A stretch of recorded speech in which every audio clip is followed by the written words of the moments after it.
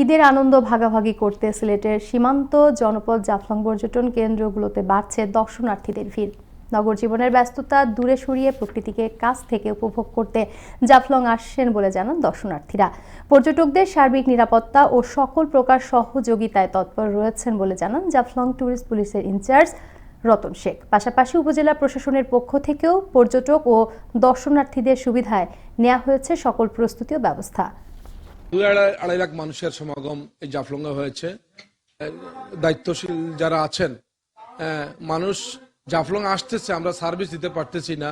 বাচ্চা হারিয়ে যাচ্ছে, লক্ষ লক্ষ পর্যটক প্রতিদিন। এটা যতটুকু আমরা পারছি খুঁজে দেখছি। দূর দূরান্ত থেকে আসে মানুষজন, তাদেরকে যদি আমরা একটু হেল্প করতে পারি, তাদের সহযোগিতায় আসতে পারি, আমরা নিজেকে আসলে ধন্য মনে করি। অনেক পর্যটক এখান থেকে তামার গুচ্ছিগ্রাম পয়েন্ট পর্যন্ত গাড়ি সিরিয়াল পর্যটক আছে। এবার বিভিন্ন বছর থেকে এবার পর্যটক বেশি আছে। যে পর্যটক আমরা আশা করছিলাম এর চাইতে একটু বেশি আসছে। সেক্ষেত্রে আমাদের যে বেচা কিনা যে চিন্তা ভাবনা করছিলাম এর চাইতে আরো বেশি হয়েছে।